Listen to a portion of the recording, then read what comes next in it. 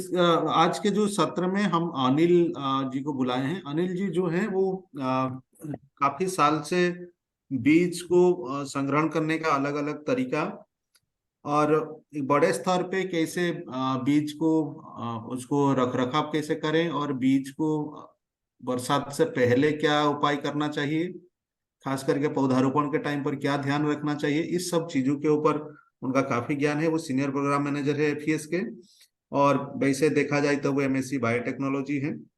उन्हें अपने 20 research paper उनने नेशनल और इंटरनेशनल स्तर पे उन्हें जमा की हैं। काफी लगभग 10-12 साल का अनुभव लेके काम करते हैं, और उन्हें एक अच्छे तरीके से मध्य भारत का और पश्चिम भारत का जो बीज है उसका कैलेंडर बनाया है, जो हम अब बाकी लोग से भी साझा करेंगे। अभी अनिल आपको लिए ये फोरम है जो हम चाहते हैं आपका अनुभव और आपका जो ज्ञान है वो हम सबको मिले। अनिल आपका ये मंच आपका है। Please. Sir, Satya sir, thank you. Thank you Tapas दा। और जो भरत सर जी, जो नामदेव सर है, थैंक यू। मैं एक जो नामदेव सर जी ने जो बात किया उसी से मैं शुरुआत करूंगा। ये स्लाइड विजिबल है? जी। यस यस तो यस। जो नामदेव सर ने एक बहुत अच्छी बात बोली कि जब जंगल हमारा है, उसके पेड़ हमारे हैं, उससे पैदा होने वाले बीज हमारे हैं, तो बीच में वो दुकानदार कहाँ से आ गया जो बीज बेचता है? तो जैसे जो अगर हम जंगल को हमारा मानते हैं, जैसे खेती है, खेती में जो अगर जमीन हमारी है, फसल हमारी है, तो कोई और उसको काट कर बेचेगा क्या हमें? ऐसा संभव नहीं है खेती में। तो जो अगर हम जंगल को अपना मानते हैं, तो उसमें खड़े पेड़ को भी हमारा मानना पड़ेगा, और उसमें जो बीज है उन बीजों को भी अपना मानना पड़ेगा। तो इसी चीज को आगे बढ़ाते हुए कि जो हम रिवर का या कहीं पर भी, चाहे वो चारागाह हो या फिर जंगल हो, वन हो, या फिर जो किसी रिवर का कैचमेंट एरिया है, जो अगर उसको हमें रिस्टोर करना है ना, रिस्टोर करना मतलब जहां पर जो पहले से जो वनस्पतियां थी, जो वृक्ष थे, वो डिसअपियर हो चुके हैं या खराब उनकी हालत ठीक नहीं है, और वहां पर वापस से पौधारोपण करना है या रीजनरेशन करना है, तो क्या तकनीक अपनाए, क्या लो कॉस्ट जो अगर हम पौधा खरीद के लाते हैं उसमें कई सारी चीजें, सबसे बड़ा जो समस्या आती है वो बजट की समस्या आती है। तो क्या वो किस तरह से हम उसको लो कॉस्ट की, एक गांव का आदमी भी अपना कंट्रीब्यूशन, हर आदमी एक कंट्रीब्यूशन कर पाए। तो जैसे फॉरेस्ट को जब हम बात करते हैं कि हमारा है, तो जब तक हमें वो उसमें कुछ कंट्रीब्यूट नहीं करेंगे तब तक वो ओनरशिप नहीं आएगी। तो इस तरह की ओनरशिप को लाने के लिए मुझे लगता है कि थोड़ा सा समुदाय लेवल पर बात करना चाहिए। अब जैसे अभी जो वर्तमान में जो दिख रहा है, कई सारे चैलेंज है। डिग्रेडेशन हो रहा है, डेजर्टिफिकेशन हो रहा है, जो जलवायु में परिवर्तन हो रहा है, जिससे पूरा आसपास का हमारा इन्वायरमेंट डिग्रेड हो रहा है ना, जिससे कई तरह की जो वनस्पतियां हैं जिनका हमें पता भी नहीं कि उनका एग्जिस्टेंस पहले था, जो अब गायब हो गई है। कई सारे के वन्य जीव है जिनको, जिनके अस्तित्व को खतरा आ गया है। तो उन चीजों को, इस तरह की कई सारी समस्याएं हैं। आने वाले समय में जिस तरह से अभी जो हमने कोविड की समस्या को झेला, और जिस तरह से ऑक्सीजन का लोगों को लगा, और अभी दिल्ली में कहीं ऑक्सीजन पब भी सुना है मैंने, नया नया कॉन्सेप्ट है कि ऑक्सीजन पब है, आप वहां जाइए और आपको फ्री में मतलब फ्री में नहीं, पैसा देकर आपको वहां पर फ्रेश ऑक्सीजन मिलेगी। तो इस तरह की चीजें आने लगी है। तो ये क्लियर इंडिकेशन है कि आने वाले समय में जो अगर हम अभी नहीं संभले, हमारे जो प्राकृतिक आवासों को हमने रिस्टोर नहीं किया, तो भविष्य में हमें और भी बड़ी समस्याओं का सामना करना पड़ेगा। अब कैसे इन समस्याओं को से हम शॉर्ट आउट करें? तो एक सबसे बड़ा जो सीधा सा एक तरीका है कि हम पौधारोपण करें, है ना। जैसे मान लीजिए रिस्टोर करना है, तो पौधारोपण एक सबसे आम प्रचलन की एक विधि है कि सीधा बाजार से, नर्सरी से पौधा खरीदा, तो प्लांटिंग कर दिया। कुछ लोग, एक तरीका और है, कटिंग प्लांटिंग भी करते हैं, कई लोग रूट प्लांटिंग भी करते हैं, जैसे बांस की शूट प्लांटिंग भी करते हैं। तो या डायरेक्ट सीड सोइंग भी करते हैं, सीड ब्रॉडकास्टिंग करते हैं, सीड बॉल बनाते हैं, सीड पेलेट बनाते हैं। तो ऐसी कई विधियां हैं। इस फोटो को लगाने का एक बड़ा एक कारण है मैं कई लोगों को बोलता हूँ कि आप जो इसमें मई में कटिंग प्लांटिंग लगाइए। ये जो पौधा लगा है इस फोटो में, ये 2 साल पहले जो वहां पर इसका गुजरात का एक संतरामपुर ब्लॉक का एक फोटो है।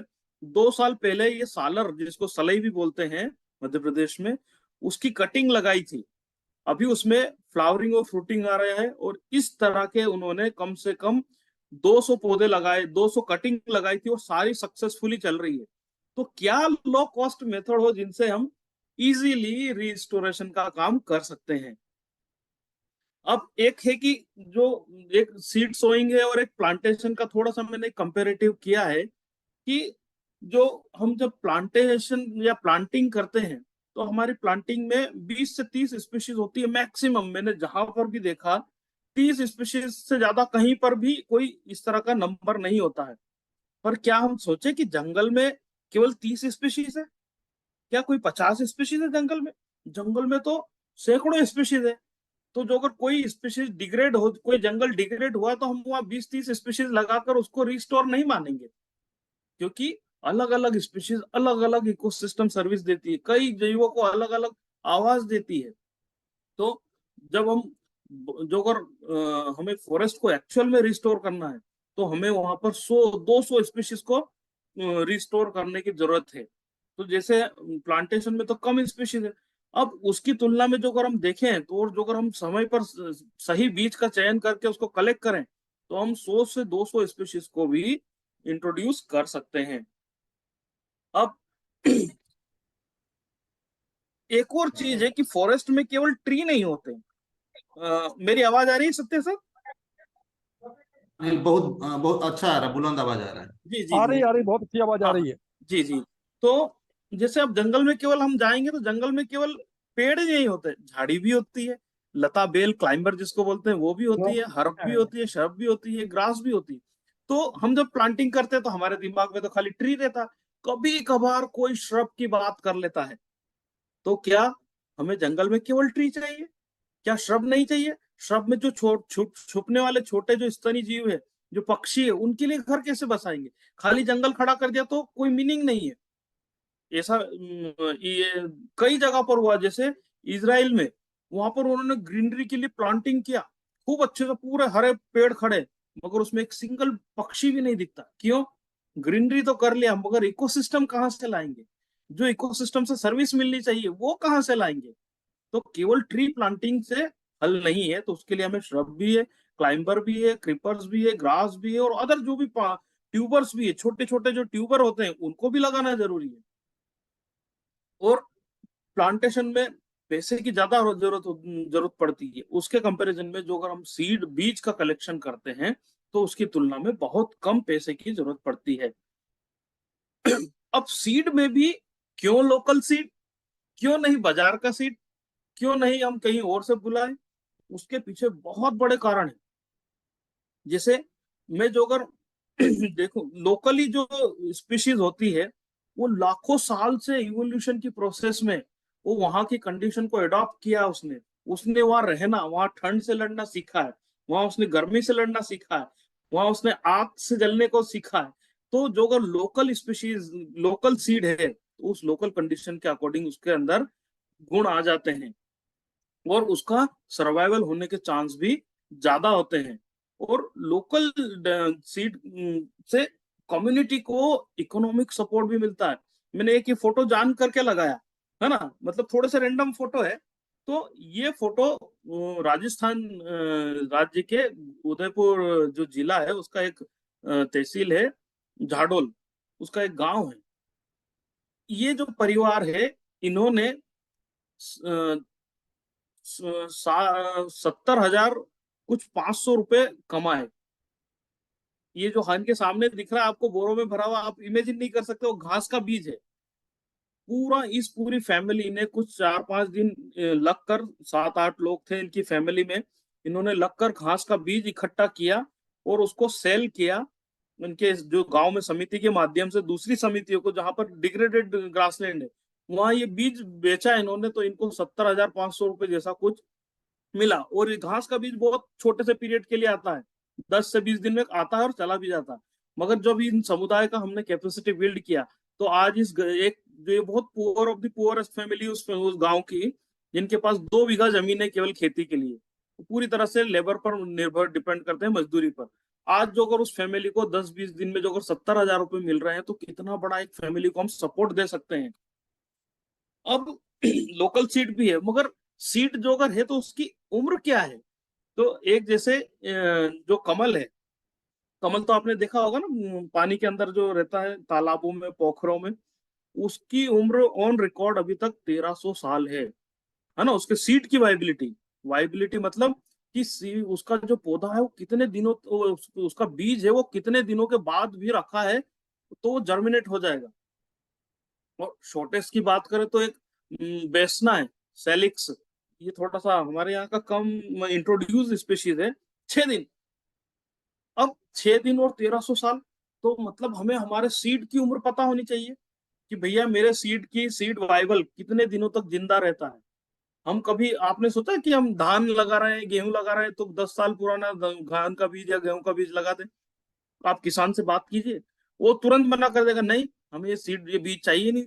क्यों नहीं चाहिए? तो बोले ये तो मर गया, क्योंकि इसको बोएंगे तो हम इसको उगेगा नहीं। तो जैसे जैसे समय निकलता जाता है, हर एक सीड की वाइबिलिटी चेंज होती जाती है। सबसे कम जो, अगर हम कई सारे मेरे जो साथी है उन्होंने बीज इकट्ठा भी किए हैं, जो मंडला टीम से, जैसे आलोक जी विश्नोई है, अगर में भी रहे हैं, तो हम सीड इकट्ठा करते थे। तो कई लोग, आलोक जी भी जानते हैं कि जून में मई में आम इसका निबोली का बीज इकट्ठा किया, नीम का, और उसको जुलाई में लगाएंगे। तो वो उसकी अब नीम की क्या वाइबिलिटी सीड की? केवल 15 दिन। तो सोचिए, जो अगर मैं 1 जुलाई को पौधा जो बीज लगा रहा हूँ नीम का जंगल में, और उसको मैंने मई में कलेक्ट किया, तो क्या वो बीज उगेगा? वो तो मर चुका, उसकी उम्र निकल गई। तो इसलिए हमें हर एक स्पीशीज की सीड की उसकी उम्र पता होनी बहुत जरूरी है। और अब ये सीड की अवेलेबिलिटी कैसे पता हो? तो एक तरीका है कि हम खुद अपने डायरेक्ट ऑब्जर्वेशन ले। जैसे मैं कहीं भी जाता हूँ तो मेरी डायरी में लिखता हूँ कि हाँ, इसमें फूल दिख रहे हैं, कि हाँ फूल दिख रहे हैं, इसमें फल दिख रहे हैं, तो मैं लिस्ट बनाता जाता हूँ डायरी में। तो यही सीखने का एक तरीका है। अब कई और इसके थोड़ा सा आगे और ज्यादा, जो अगर खुद से नहीं समझ में आ रहा है, तो लोकल फ्लोरा होते हैं, किताबें होती हैं, उनमें देख सकते हैं। लोकल फील्ड गाइड होती है, उनमें लिखा होता है। और सबसे महत्वपूर्ण जो जिसको मैंने बोल्ड किया है, जो हमारा सबसे बड़ा रिसोर्स है, नॉलेज का रिसोर्स है, लोकल कम्युनिटी। उनको बहुत अच्छे से पता होता है कि कौन से महीने में, कौन से सीजन में कौन सा बीज पकेगा और उसको मिलेगा। और एक और, जैसे मैंने एक छोटी सी पहल की है ना, इसमें हो सकता है कुछ स्पीशीज कम हो, कुछ ज्यादा हो, तो उसको हम और रिच कर सकते हैं कि हम खुद अपना लोकल कैलेंडर बना ले, है ना, और उसको सभी साथियों को बांटे, जो भी हमारे साथ है उनके साथ शेयर करें। तो इस तरह का लोकल कैलेंडर भी हम बना सकते हैं। अब क्या हम लोकल जो सीड कलेक्ट करने के लिए भी कुछ तरीके हैं, कुछ सिद्धांत है, वो प्रकृति के सिद्धांत है, उन सिद्धांतों को हमें समझना चाहिए। जैसे कि, जैसे आइडेंटिफाई मेच्योर हेल्दी प्लांट, इसको थोड़ा सा जो अगर हम साइंटिफिक टर्म में बात करें, तो इनको जो अगर हेल्दी और मेच्योर प्लांट को हम बोलते हैं प्लस ट्री। तो ऐसे पेड़ का चयन करें जो सीधा हो, जिसमें जिसमें खामियां ना हो, है ना। प्लस ट्री अभी थोड़ा सा और आगे बताऊंगा क्या प्लस ट्री होते हैं, उससे कलेक्ट करें। पके हुए हो, कई बार लोग कच्चे बीज इकट्ठे कर लेते हैं और उसको बोलते हैं पक गए, तो पके हुए होना चाहिए।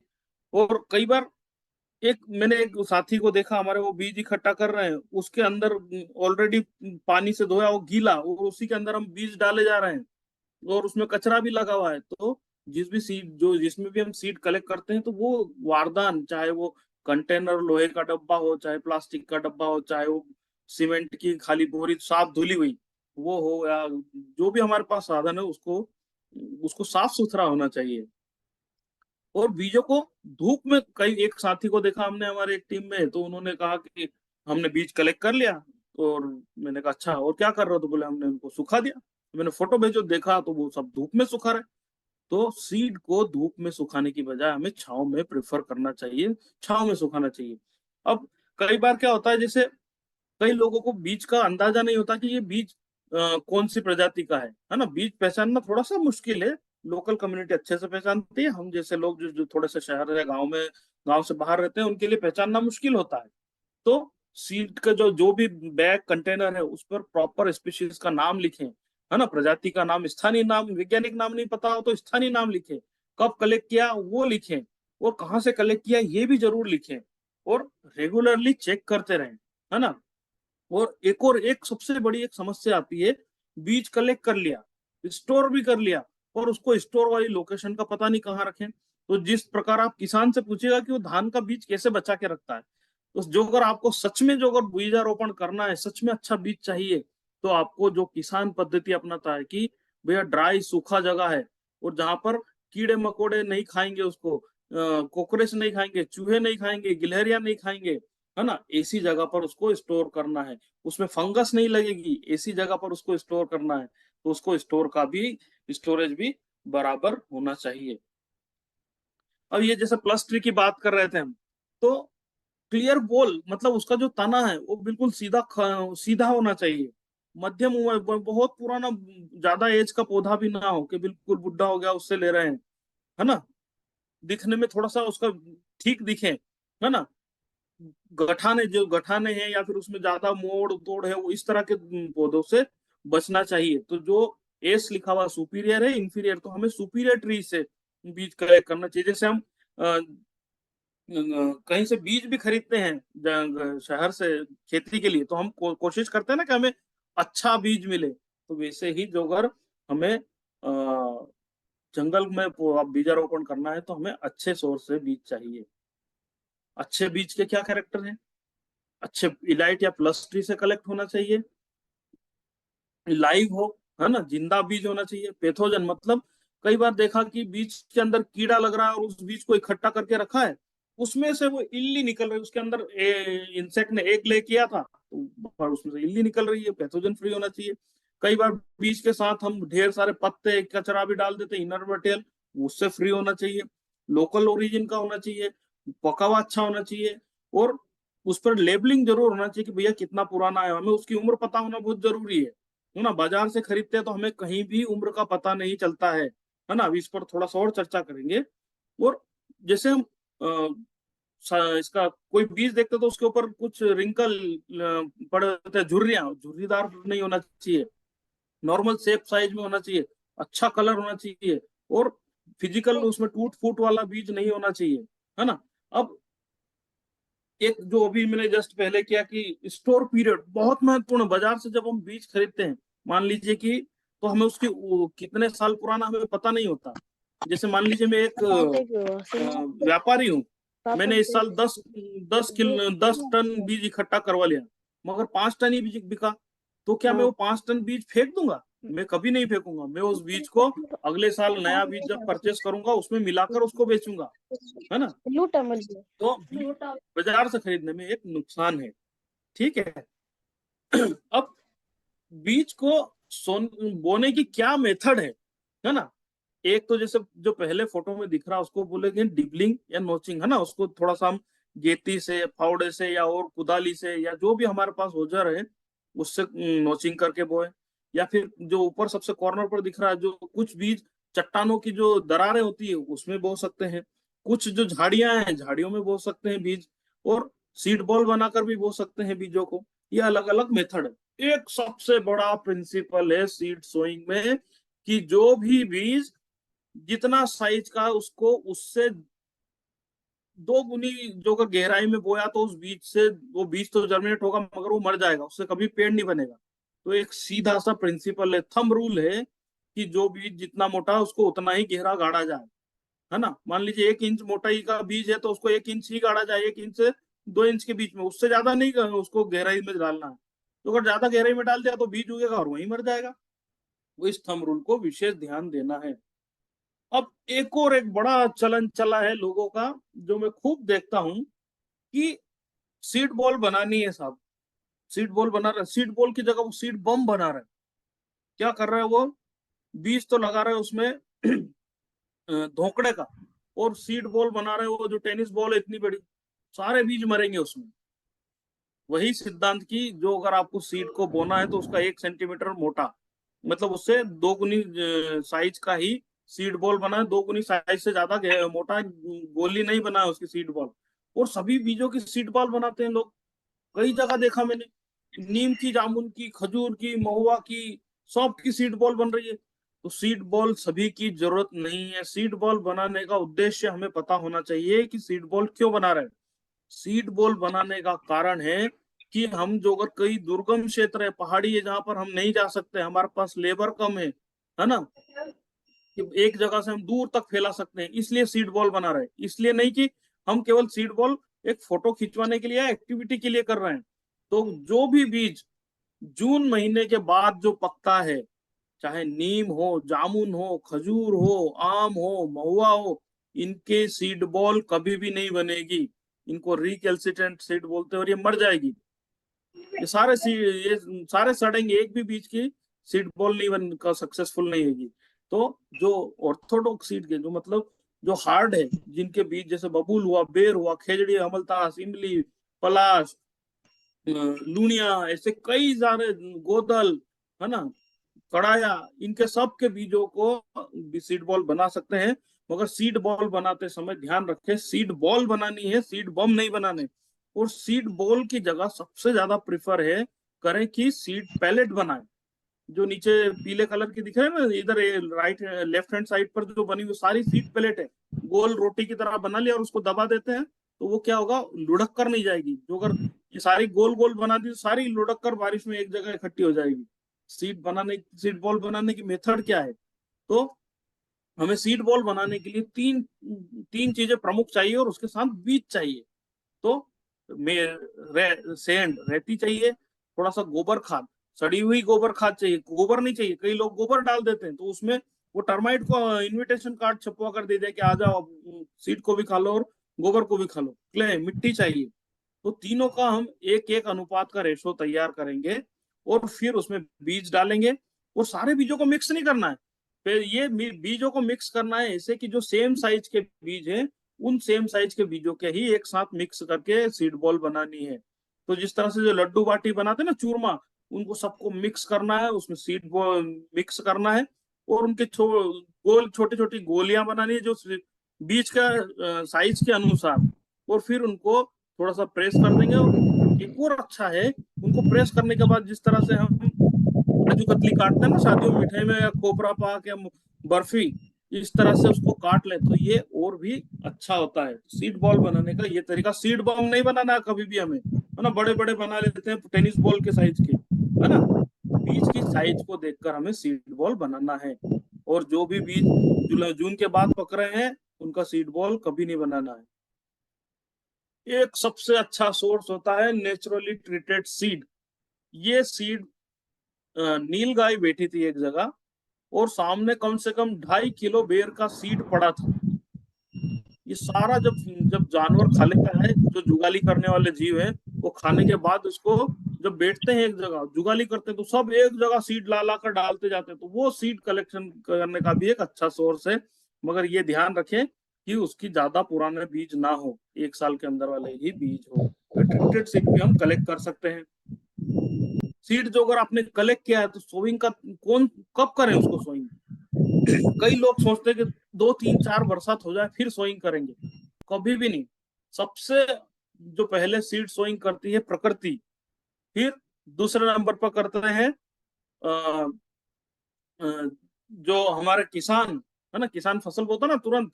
फिर उसके बाद तीसरे नंबर पर करते हैं जितने भी जो हम जैसे लोग हैं, एनजीओ पर्सन है या फिर फॉरेस्ट डिपार्टमेंट है, ये लेट करते हैं। तो फॉरेस्ट जो अगर बीज बोना है आपको, तो हमें प्रकृति की तरफ जाना पड़ेगा। तो जो अगर प्रकृति को भी आप, प्रकृति सबसे पहले बीज, जैसे बीज पका गिरा देती है, तो उसके तरफ भी नहीं जाना है। तो आपको किसान की तरफ तो जाना ही पड़ेगा कि जो अगर एक बारिश हुई है या एक बारिश होने वाली, मानसून आने वाला है, उसके पहले हम सीड सोइंग और सीड बॉल का ब्रॉडकास्ट कर दें। अब लोकली सीड का बहुत सारे फायदे हैं।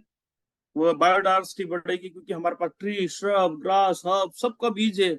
इकोसिस्टम की हेल्थ मजबूत होगी, रेजिलियंट इकोसिस्टम होगा, मतलब कि वहां पर कई सारी इकोसिस्टम सर्विस मिलेगी, तो एक दूसरे को सपोर्ट करेंगे जीव। लोकल कम्युनिटी को इकोनॉमिक्स में फायदा होगा। इस चीज और सीड कलेक्शन का जो मेरा पिछला जितना भी अनुभव रहा है, उसमें सबसे बड़ा की रोल होता है कम्युनिटी को इंगेज करना। जो अगर कम्युनिटी को आपने इंगेज कर लिया और उनको कम्युनिटी को उसको जरूरत महसूस हुई, तो आपको अगले एक बार ही बोलना पड़ेगा, अगली बार आपको कभी भी बोलने की जरूरत नहीं है कि आपको सीट कलेक्ट करें। ये फोटो मैंने जान करके लगा है, ये दो फोटो।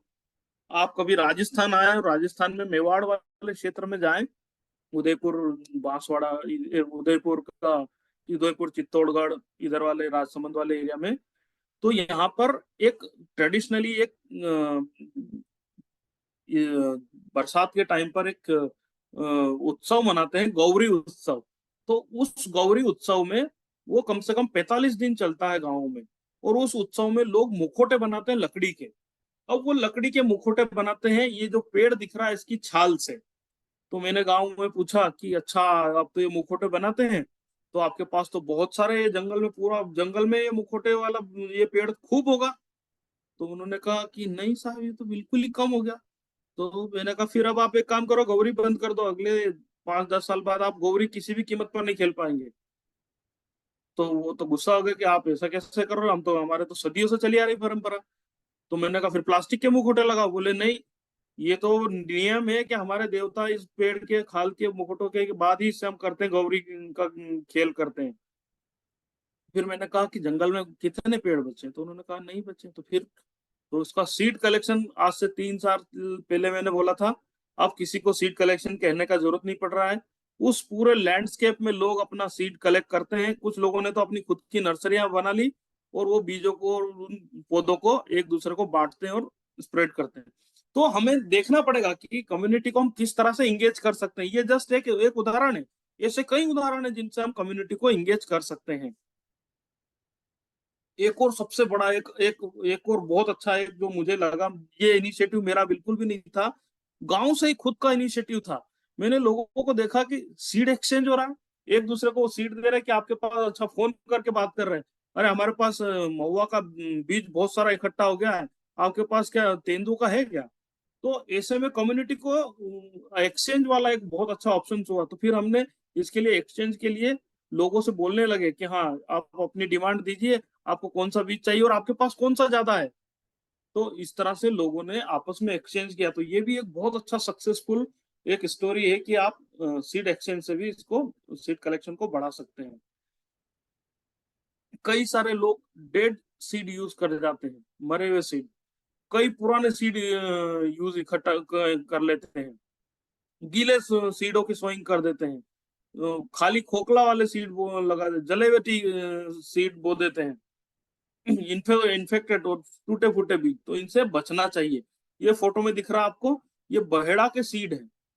अब इस बहेड़ा के सीड का ट्रीटमेंट हो चुका है, ये जले में है, क्योंकि नेचर ने इसको सदियों से, ये आग को झेलता आया, तो इसके नेचर के अकॉर्डिंग ये डेवलप, इसने अपने आप को अडॉप्ट किया और इसके सीड ट्रीटमेंट हो गया। जंगल में आग लगी थी, सीड जले हुए मिले, इकट्ठा किया और उसको सोइंग कर दिया। वैसे ही टीक के भी इसी तरह से, बाकी जो अदर सीड है ना, उनको, जले हुए सीडों को नहीं लगाना हमें, महुआ और इसको बेड़ा को छोड़कर। ये एक छोटी सी मेरी एक पहल थी, ये जस्ट शुरुआत है, अंत नहीं है। हम सब साथी मिलकर और भी आगे इस तरह के जो स्थानीय कैलेंडर, ये एक बहुत ब्रॉड लेवल पर बना हुआ है ना, भारत, मध्य पश्चिम और मध्य भारत काफी बड़ा एरिया है। तो जस्ट शुरुआत की थी, जो अगर हमें कोई एरिया स्पेसिफिक बनाना है तो हमें थोड़ी सी मेहनत लगेगी, मैं आपका साथ दूंगा उसमें। आप अपने एरिया का लोकल नाम, लोकल स्पीशीज का नाम, कुछ फोटोग्राफ हो, वो थोड़ा सा लिस्ट करके जो अगर देंगे, तो हम स्थानीय लेवल पर भी ये इस तरह का कैलेंडर बना सकते हैं। तो धन्यवाद। एक एक इस दिसंबर में, नवंबर अक्टूबर, इस वाले इसमें देखिए, मैंने यहाँ पर घास के बीज की बात किया। मैं पिछले 5-6 सालों से पूरे भारत में भ्रमण करके या फोन पर करके किसी को, किसी के जरिए पूछकर पता किया, किसी भी संस्था के पास घास का बीज नहीं है, चाहे वो सरकारी हो, गैर सरकारी हो। बीज है, मगर बीज कौन सा है? एरिड एरिया का, सूखे एरिया का, जहां पर 400 mm से कम बरसात वाला है। कई सारी संस्थाएं, कई सारे जो सीड बेचने वाले जो लोग है, व्यापारी है, वो स्मॉल मिलेट बेच रहे हैं। हमें पता ही नहीं कि वो एनुअल घास का बीज बेच रहे हैं, पेरेनियल नहीं, एनुअल मतलब ऐसी घास का बीज बेच रहे हैं जिसको एक साल, जैसे गेहूं हर साल लगाना पड़ेगा बीज, है ना। आपकी ज्वार हर साल लगाना पड़ेगा। पर क्या ऐसी भी है जैसे तुअर है, एक बार लगाया बार बार फसल ले सकते हैं। तो ऐसे पेरेनियल एक बार लगाने के बाद उसका कूचा जम जाए, ऐसी घासों का बीज का बुआई करना जो है करना चाहिए, है ना। तो हमें घास के बीजों का संग्रहण बहुत जरूरी है करना, क्योंकि हमारा देश कृषि प्रधान है और हमारी इकोनॉमी का बड़ा एक हिस्सा है हमारा पशुपालन। और पशुओं को जो अगर चारा नहीं मिलेगा जो, तो हम कहाँ से उनको पालन करेंगे। तो इसलिए घास के बीजों का कलेक्शन बहुत जरूरी है। तो धन्यवाद आप सभी को। और कोई प्रश्न है तो हम बात कर सकते हैं।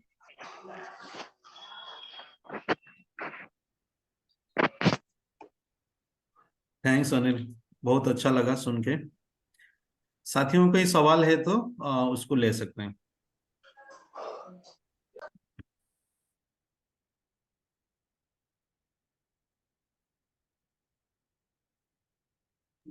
हाँ हाँ।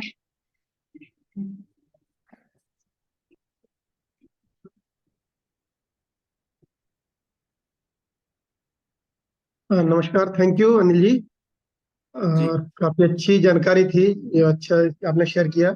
मैं ये हरिओम बोल रहा हूँ, आईजीएस इंडियन ग्रामीण सर्विसेज से। जी जी, हम लोग हरिओम जी। नवदापुरम में काम कर रहे हैं और जी रायपुर जोन पे हम लोग काम कर रहे हैं।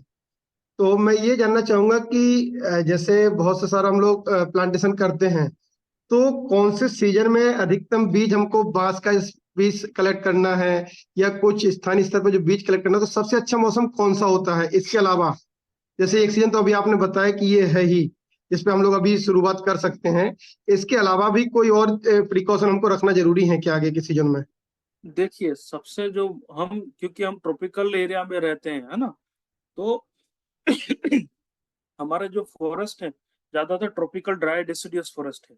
और अधिकतर जो जो पेड़ों में फ्रूटिंग और फ्लावरिंग का सीजन जनवरी फरवरी से शुरू होकर जून तक जाता है ना, जून जुलाई तक, ज्यादा मैक्सिमम जुलाई तक। तो पीक सीजन जो फ्रूट सीड कलेक्शन का होता है वो मार्च से शुरू होकर जून लास्ट वीक तक खत्म हो जाता है। तो ये जो पीरियड है, इस पीरियड में हमें बीजों का कलेक्शन संग्रहण करना चाहिए और इस पर ध्यान देना चाहिए। और एक जो आप रेपेरियन की बात कर रहे हैं, तो जो अगर आपको रेपेरियन जोन का जो अगर प्लांटिंग करना है, वहां का रिस्टोरेशन करना है, तो रेपेरियन जोन की कई सारी स्पीशीज है जिनको आप सीड अभी कलेक्ट कर सकते हैं। जैसे अर्जुन, टर्मिनेलिया अर्जुन जो है पानी के पास रहता है, उसके बीज आप कलेक्ट कर सकते हैं और उसका सीड सोइंग कर सकते हैं। एक जामुन, जामुन के बीज आप उसी समय कलेक्ट करें जब जामुन जब पकता है। तो जामुन की भी जो एज है उसकी ज्यादा लंबी नहीं होती, 20 दिन 15 दिन, 20 दिन से ज्यादा नहीं है उसकी भी। तो उसको भी जैसे ही आपने कलेक्ट किया, तो उसको 2-3 दिन 4 दिन अच्छे से धूप में सुखा लें और तुरंत से उसकी सोइंग कर लें, उसको तुरंत बो दें। खजूर है, खजूर को भी आप उसी तरह से आपको करना पड़ेगा।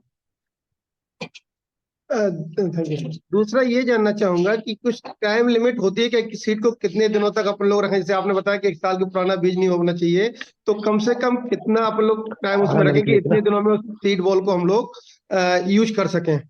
जी कम से हरिओम जी, कम टाइम। बहुत अच्छा प्रश्न है ये। तो प्रत्येक प्रजाति का अलग अलग बीज का एज होता है। तो मैं पर आपको एक, मतलब उसके हर एक प्रजाति पर ना जाकर मैं आपको एक बहुत अच्छा सा एक सजेशन दूंगा कि उसी साल का, जैसे मान लीजिए अभी हमने फरवरी से मार्च तक, जून तक जो बीज कलेक्ट किया है, उसी बीज का हम उसी बीज का उपयोग करें, पुराने एक साल से पुराने बीज का उपयोग ना करें, है ना।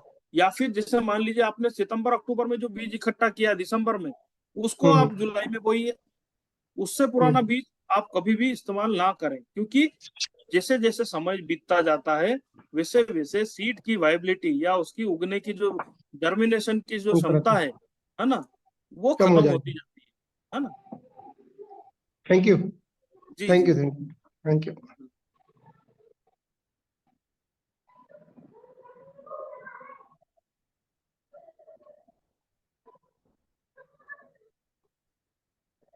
अनिल, एक सवाल बहुत बार आता है, जो ऐसा कौन सा बीज है जो हमको नहीं लगाना चाहिए, खास करके सामूहिक संसाधन के ऊपर, जहाँ प्रबंधन को। हाँ, हाँ, वो थोड़ा अगर बिल्कुल आप बता बिल्कुल। दें तो। जैसे कई बार क्या होता है, गलती से, जैसे हमने कहीं से किसी से बीज खरीदा। अब हम उस किसी व्यापारी से हमने बीज खरीदा कुछ बोलकर, जैसे एक मैं घास के बीज का ही उदाहरण देता हूँ, कि हमने उससे बोला कि हमें करड़ दे दो, तो उसने करड़ की जगह हमें स्मॉल मिलेट दे दिया, है ना। उसने कुछ और बीज दे दिया। तो ऐसे बीज को कभी ना लगाएं जिसको हम नहीं पहचानते हो, है ना। ऐसे बीज को कभी भी ना लगाएं। और जो अगर हम देख लें कि कोई इन्वेसिव स्पीशीज का बीज आ गया, जैसे मान लीजिए लेंटाना का ही बीज आ गया कहीं, उसमें हमारे बीजों के बीच में मिक्स है, कहीं बार गाँव जो व्यापारी खरीदता है गाँव में खरीदता है, और गाँव में ज्यादातर जो बीज कलेक्शन होता है बच्चे या महिलाएं करते हैं। तो वो बीज में जो अगर उन्होंने लेंटाना का बीज या कोई इन्वेसिव स्पीशीज का वीट का बीज आ गया, तो ऐसे बीजों का उनको जो अगर आ गया है तो पहले उसको हटा दें, और फिर उसका सोइंग करो। और जो अननोन बीज है जिसको नहीं जानते हैं, जिसकी उम्र सज्जू, नहीं पता है, ऐसे बीजों का सोइंग से सज्जू, हमें बचना चाहिए। ए सज्जू, नल। जी।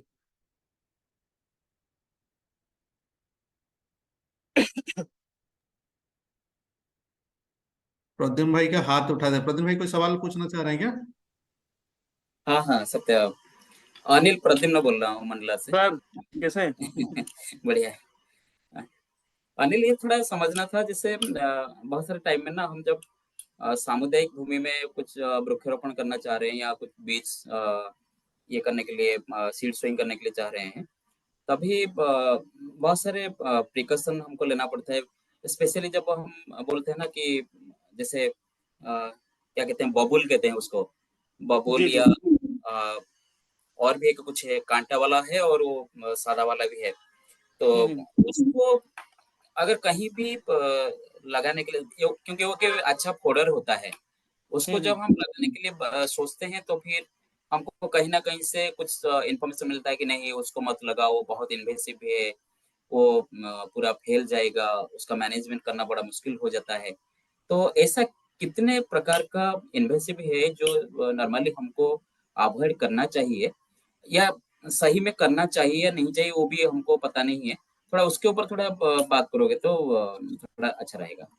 बिल्कुल बिल्कुल प्रद्युम्न सर, मैं आपकी इस बात को रखता हूँ कि जो बबूल आप जो बोल रहे हैं, जो फिर आपने थोड़ी सी देर बाद जब उसका डिस्क्रिप्शन दिया कि वो बहुत अच्छा फोडर है, तो मुझे समझ में आया कि उसको सुबबूल बोलते हैं, है ना। हाँ वैज्ञानिक हाँ नाम हाँ। है उसका ल्यूसिनिया लुकोसिफेलिया। तो हाँ शुरुआत में ये शायद ऑस्ट्रेलिया का ओरिजिन का प्लांट है। तो शुरुआत में इसको यहाँ पर इंट्रोड्यूस किया गया था एक फॉडर प्लांट के तौर पर जब इसको, और फॉडर प्लांट के लिए भी स्पेशली इसको जब लाया गया था भारत में, तो इसको ये एक प्रोजेक्ट के तहत आया था, और उसमें था कि जो हेज पर, मतलब जो हमारे मेड़ है, मेड़ पर इसके बीजों को, इसके पेड़ों को लगाना है। पर जब मेड़ से लोगों ने इसको अपने बैकयार्ड में या कहीं लगाया, तो वह पूरी तरह से फैल गया। अभी की स्थिति में राजस्थान में कुछ जगहों पर पूरे जंगल में ये फैल गया, तो नेटिव जो स्पीशीज है वो डिसअपियर हो जाएगी। तो हम एक एक सर्विस चाह रहे हैं इससे, हमें केवल एक सर्विस दिख रही है इसमें, फॉडर। बट जो ये दूसरी स्पीशीज को रिप्लेस कर देगा, दूसरी स्पीशीज को हटा देगा, जो इकोसिस्टम से जो सर्विसेज मिलेगी, जो हिडन है, पॉलिनेशन की सर्विस, न्यूट्रिएंट साइक्लिंग की सर्विस, कई सारे है, प्लांट के लिए है, कई सारे एनिमल के लिए घर, बर्ड्स के लिए घर, है ना। वो सर्विसेज हमें समझौता करना पड़ सकता है। तो केवल हम जब भी बीजों को लगाएं या कोई भी प्रजाति को हम इंट्रोड्यूस करें, तो हम जनपल देखें भाई। क्या क्या हमें अ, अ, वो मिल रहा है सर्विस। और एक और चीज है कि जो बीजों को लगाएं, तो बीजों का भी हमें एरिया देखकर ही लगाना चाहिए। जिस प्रकार हम जो वृक्षों का एरिया देखते हैं ना, कि हमें पानी के किनारे जो उगने वाली प्रजातियां हैं, उनको पानी के किनारे ही लगाएं।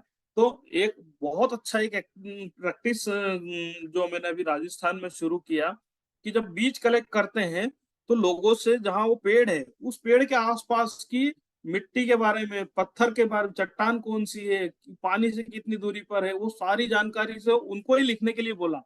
तो वो लोग खुद लिख रहे हैं, और बोला कि ये जो डिस्क्रिप्शन आपने इस बीज के लिए लिखा है वहीं पर इसको लगा दीजिए। तो बीज लगाने के लिए ये सबसे आसान तरीका है कि जहां से कलेक्ट किया उसको सेम ऐसी जगह पर जाकर लगा दीजिए। प्रद्युम्न सर, और कोई प्रश्न था? नहीं नहीं, वो तो हुआ। तो ऐसा ही जैसे रेखा जी भी हाथ ऊपर किए हैं तो मैं थोड़ी और एक छोटा सा प्रश्न पूछ लेता हूँ कि जैसे हम ये जो सू बबुल या जो वो कांटा वाला बबुल है उसको भी अवॉइड करना चाहिए, या लगाएंगे तो उसका सही जगह देख के और उसको सही मैनेज करना चाहिए। ऐसा कितने वही थोड़ा जानना चाहते हैं, कितने प्रकार का ऐसा पौधा है जिसको नॉर्मली हम अवॉइड करना चाहिए? सर कोई देखिए, एक दो सर्विसेज जी के लिए जी, बहुत सी कितना सर्विसेज प्रकार का तो इस तरह से तो कोई लिस्ट नहीं है। जैसे अभी ये कोनोकार्पस करके एक अभी गवर्नमेंट ने या फिर जो एवेन्यू प्लांटेशन में कोनोकार्पस करके एक पौधा लगा रहे हैं, जो हमारे यहाँ का है ही नहीं, एवरग्रीन है वो। बट ऐसे पौधे को बिल्कुल भी ना लगाए जिसका नेचर इन्वेसिव हो, है ना। इन्वेसिव मतलब कि वो अपने बच्चों को तो बड़ा होने दे रहा है मगर दूसरों के बच्चों को बड़ा नहीं होने दे रहा है, मार रहा है। तो ऐसे पौधों को हमेशा अवॉइड करना चाहिए, वो कोई सी भी स्पीशीज हो, है ना। मगर जो स्थानीय स्पीशीज है उनको हमेशा उन्हीं को प्रमोट करना चाहिए, बाहर की स्पीशीज को बिल्कुल भी प्रमोट नहीं करना चाहिए। हाँ एग्जैक्टली, उसमें ही मैं देख रहा था आजकल बहुत एक प्रकार का कुछ बोल रहे हैं कि जैसे हमारा देसी नीम है, दूसरा प्रकार का नीम कुछ लगा रहे हैं लोग, तो वो भी मुझे लग रहा है कि उसको भी अवॉइड करना चाहिए। दूसरे प्रकार का नीम वो मेलिया एजाटेरिक्ट है, तो हो सकता है कि वो उस आपके क्षेत्र में ना हो, पर अगर वो स्थानीय प्रजाति है मेलिया एजाटेरिक्ट। और एक अच्छा। और है नीम जैसे ही दिखता है, हाँ। मेलिया डुबिया, और दोनों का कोई समस्या नहीं है ना। ओके ओके अब ओके। जैसे देखिए इन्वेसिव स्पीशीज, अब हमारे लिए नीम हमारे लिए स्थानीय है। ऑस्ट्रेलिया में हाँ। नीम जैसा हमारे यहाँ लेंटाना परेशान कर रहा है, ऐसे ऑस्ट्रेलिया में नीम परेशान कर रहा है वहां को। ओ अच्छा अच्छा अच्छा। तो हमें हमारे स्थानीय प्रजातियों को ही प्रेफरेंस देना चाहिए। जी रेखा जी, आप पूछिए। Okay thanks. जी जी।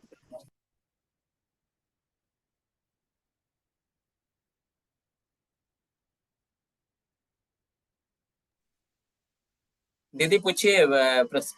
हाँ। सर एक चीज जानना चाह रही थी, आप कह रहे थे ये कटिंग लगाई जा सकती, मतलब कटिंग का माने क्या है? कटिंग मतलब जैसे हम उसकी, जैसे हम आपने कभी गुलाब की कटिंग लगाई है ना। तो जी वैसे ही हम कई प्रजातियों की कटिंग लगा सकते हैं, मगर कटिंग लगाने का भी समय होता है ना।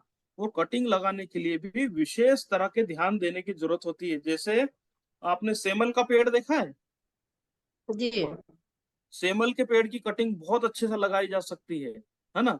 आपने कभी सलाई का पेड़ देखा, सलाई? जी तो सलाई, अब जैसे देखिए, और बरगद भी देखा होगा।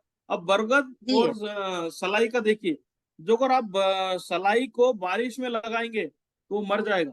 सलाई को लगाने के लिए उसकी ब्रांच कटिंग, ब्रांच मतलब उसकी शाखा को, एक अपने हाँ हाथ की कलाई की मोटी इतनी शाखा को, 5 से 6 फीट की शाखा को, उसको कट हाँ करते हैं। और उसका ध्यान रखते हैं कट करने के बाद के नीचे फेंक ना दें उसको, प्रॉपर नीचे उतारें उसको। जैसे आदमी को नीचे उतरना है तो सर नीचे ऊंचा करके उतरता है क्या पेड़ से? कभी भी नहीं, ना पैर नीचे रहते हैं। तो वैसे ही जहां से काटे उस हिस्से को पेड़ पर उसको नीचे रख के लाना है।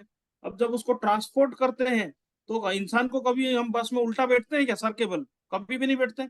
वैसे ही हम्म, कटिंग को भी हमें जब ट्रांसपोर्ट करते हैं, उसको ना तो सुलान लेटाना है ना उसको उल्टा करना है, उसको सीधा ले जाकर उसको प्लांट करना है जहां पर उसकी जो सुटेबल जगह है। और प्लांट करने के समय ये ध्यान रखें कि उसको 1/3 जमीन के अंदर गाड़े और उसको अच्छी तरह से मजबूती से लगाए, ताकि हवा चले तो वो हिले नहीं। हिलेगी तो उसके रूट टूटेगी और वो मर जाएगा। तो ऐसा लगाए कि बिल्कुल भी हवा चले तो हिले नहीं, पहला नियम। दूसरा नियम है, उसके ज्यादातर पत्तों को तोड़ देना चाहिए, ताकि उसके जो वाटर का जो लॉस है, मतलब पानी की जो हानि होती है पत्ते से, वो कम हो जाए, है ना। तो एक नियम ये है। एक नियम है कि उसकी पूरी छाल नहीं उतारना कभी भी। उसकी छाल उतर रही तो वो काम की नहीं है ना। तो इस तरह से है। और जो शाखा है, कम से कम 2 साल 3 साल 4 साल पुरानी, 2 साल से कम की शाखा नहीं होनी चाहिए। पुरानी शाखा लेंगे तो उसका जर्मिनेशन होने का चांसेस ज्यादा होगा, है ना। बरगद के जो अगर हम लगाना है तो हमें बरसात में लगाना होगा बरगद को। अभी जो अगर इसमें जी गर्मी में लगा दिया तो वो मर जाएगा। तो सलाई को हम जैसे मई में लगाते हैं, बरगद को बरसात में लगाना पड़ेगा, जून जुलाई तक, है ना। तो इस तरह से कटिंग का मीनिंग ये है। बरगद की शाखाएं बहुत अच्छी चलती है। आप कभी सोच सकते हैं कि 4 से 5 साल में बरगद 10 फीट का हो गया। लोग तो बोलते हैं अनिल बहुत भाई, स्लो बढ़ता है ना। तो बरगद की शाखा को, जिसमें से 3 से 4 साल पुरानी शाखा हो, जिसमें से जड़ें निकल रही हो, उस शाखा को काटना है और उसको अच्छे से, जो अभी बताया मैंने पूरा तरीका, उस तरीके से उसका रोपण करना चाहिए। ठीक है, ठीक। जी जी आलोक कुछ पूछ रहे थे। जी आलोक जी। हाँ, ये जैसे सर सालई का बता रहे हैं ना आप, यहाँ पे हाँ मंडला हाँ में ये रिवाज है कि जो सालई का पेड़ होता है वो मंडप में गड़ता है, उसके जी बगैर मंडप नहीं आलोक होता जी, है। तो ये जिस तरह ये से आपने जो वो पेड़ की ये कहानी बताई ना, हाँ हाँ हाँ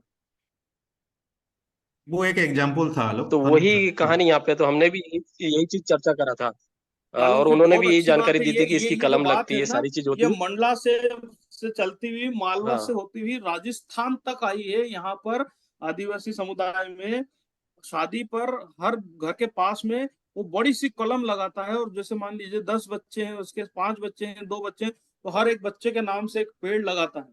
तो इस तरह से हम उसको लगा सकते हैं। तो वो मध्य प्रदेश और मंडला में क्या, वो मंडले जो मंडप बनता है वहां सीमित हो गया।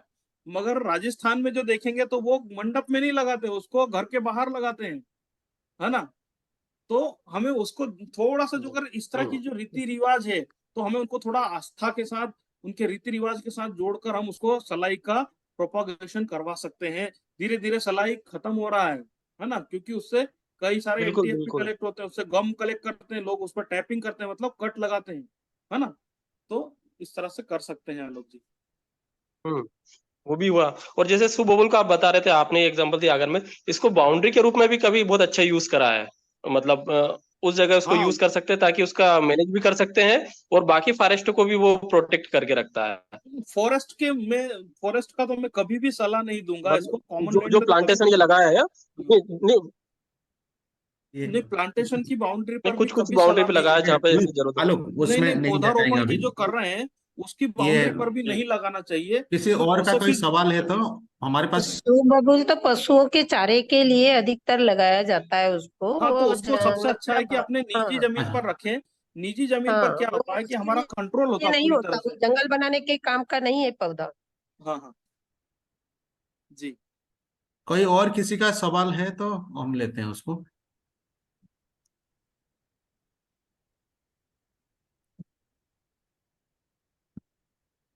मेरा सत्य एक है थोड़ा, मैंने, एक होता है कि हम लिमिटिंग फैक्टर का बात कर रहे हैं, अ, और एक बात करते हैं कि ऐसा पौधा है जिसका मैंने लिमिटिंग फैक्टर बोलना सही रहेगा नहीं रहेगा, नहीं है ऐसा प्रकार का। जैसे जैसे रेखा जी अभी बोले, हम भी बात कर रहे थे, तो ये जैसे जो आक्रामक झड़ी है, जैसे हम एक एक साइड में तो मदद करता है कि वो पशुओं का चारा जैसे यूज होता है, और कहीं भी उसको लगाते हैं वो हो जाता है। तो लेकिन उसका कोई ऐसा लिमिटिंग फैक्टर है क्या जिसको आइडेंटिफाई करके हम ऐसे जगह पे लगाएंगे कि पौधा हो जाए लेकिन उसका स्प्रेड ना हो, ऐसा कोई प्रिकॉशनरी मेजर है क्या? सर, उसके लिए प्रिकॉशनरी मेजर देखिए, लिमिटिंग फैक्टर कई तरह के होते हैं। जैविक हो सकते हैं, अजैविक हो सकते हैं। अजैविक में क्लाइमेट, सॉइल, वाटर, बाकी ये सब चीजें आती हैं। जैविक में पशु हो सकते हैं, मानव हो सकता है।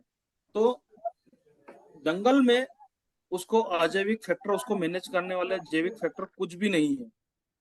जो अगर वो प्राइवेट लैंड में लगा है, तो वहां पर उसको जैविक फैक्टर, जैसे मानव इंसान, तो क्योंकि वहां पर उसका पूरा ओनरशिप है कि मुझे आज यहाँ पर जो अगर ये जाता हो गया, तो इसको हटाने के लिए मैं खुद, उसको किसी की मदद नहीं चाहिए, किसी से फंड की रिक्वेस्ट नहीं करना, वो खुद से हटा देता है। तो इसलिए उसका कोई इस तरह का कोई लिमिटिंग फैक्टर केवल ह्यूमन ही है, और कोई एनिमल या कोई कीट या बायोलॉजिकल या केमिकल ऐसा कोई नहीं है।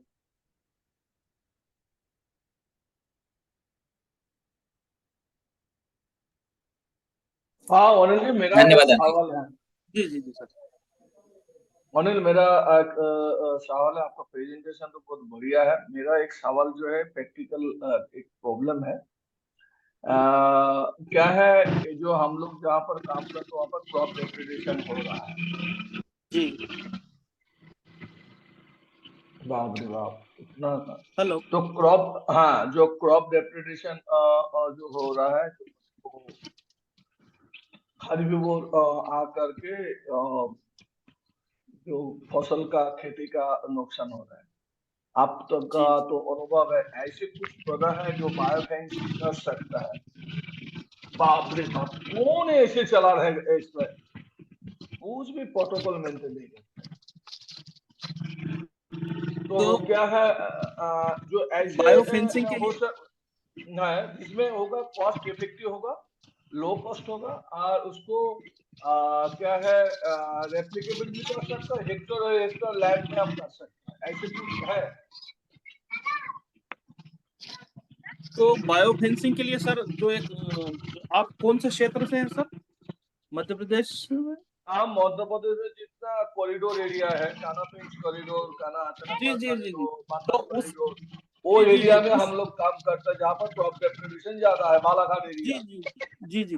तो स्पेशली जो अगर एक हर्बीवोर को या ओमनीवोर को छोड़ दे, वाइल्ड पिग को, बाकी दूसरे हर्बीवोर को रोकने के लिए एक बायो फेंसिंग का जो एक एक श्रब है वो बहुत काम की है, जिसको इसका नाम है सीजल पिनिया बोंडुक, है ना? बुश होती है। 5 6 का है। ऑनलाइन करोगे? हाँ। तो सीजल पिनिया बोंडुक करके एक है, उसको कई लोग गठार बोलते हैं, शायद आप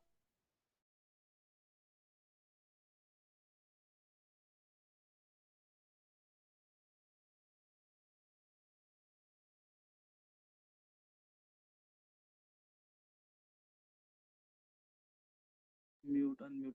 हेलो तापस दा, मेरी आवाज आ रही है? आ हाँ रहा है, शायद, हाँ। आ रहा हाँ, तो हम बचपन में वो सीड होता था, छोटा सा अंटी की साइज का, ब्लैक कलर का, जिसको घिस कर एक दूसरे को चिपकाते थे। वो है, उसको कई जगह पर गठार बोलते हैं, कटार बोलते हैं, है ना? उसका वैज्ञानिक नाम है सीजल पिनिया बोंडू। तो अभी उसका सीजन है, अभी उसके सारे सीड पके हुए मिलेंगे आपको। तो उसके सीड कलेक्ट करके, मगर उसके सीड कलेक्ट करके उसके सीडों को या तो उस पर थोड़े से स्क्रैच कर दें, या फिर उसको हम 48 से 72 घंटे पानी में भिगो कर रखें और उसका सीड सोइंग कर दें, है ना? 3 3 फीट पर सीड लगा दें। तो उससे आपको 2 साल 3 साल के अंदर लाइव फेंस तैयार हो जाएगी। वो लाइव फेंस कई सारे बर्ड और जो छोटे मैमल्स हैं उनके लिए एक बहुत अच्छा हैबिटाट होगी। बट उसका डीमेरिट यही है कि वो एरिया ज्यादा ले लेती है ना? उसकी कई बार मोटाई 10 फीट 15 फीट तक हो जाती है। तो उसमें थिनिंग प्रूनिंग का एक एडिशनल कॉस्ट आ जाता है, जो शायद किसान भाई कर सकते हैं आसानी से, मुझे ऐसा लगता है। तो आप सीजल पिनिया बोंडो का बीज लगा सकते हैं और उससे बहुत अच्छी फेंस, तगड़ी फेंस बनती है, जिसको उस फेंस को वाइल्ड पिग भी मुश्किल से पार कर पाता है। बाकी दूसरे हिरण और जो हर्बीवोर है उनके लिए पार करना मुश्किल है। तो वो सीड्स कहाँ अवेलेबल होगा? वो सीड जंगल में आपको देखना पड़ेगा, मिलेगा। सीजल पिनिया बोंडुक करके आप जो गूगल पर भी सर्च करेंगे तो आपको मिल जाएगा। और एक बार आप जो सीड उसको देख लेंगे, उस प्लांट को गूगल पर देख लेंगे, तो आपको अच्छे से ये समझ आ जाएगा कि कहाँ पर मिलेगा। पूरे मध्य प्रदेश में कई जगह पर उसका अच्छी पॉपुलेशन है। अभी तो कोई और दिखाई भी अभी नहीं है उसका ऐसे सीड फैंसी। मेच्योर हो चुका है, अच्छे से पका हुआ है सीड। ऐसा वाला कोई बायोफेंसी में है जहाँ हम देख के आ सकता है? जी। ऐसा वाला बायोफेंसी जहाँ पर है, जहाँ पे एक्सपोजर करके मैंने देख के आ सकता है, ऐसे कुछ एरिया है, आपका जानकारी है?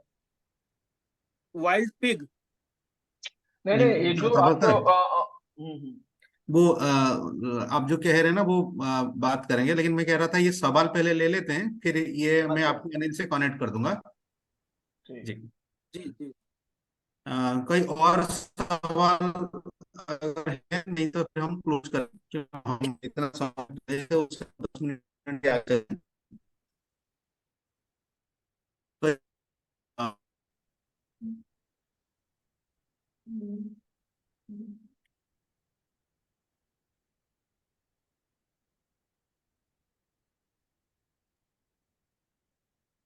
कोई और सवाल नहीं है तो हम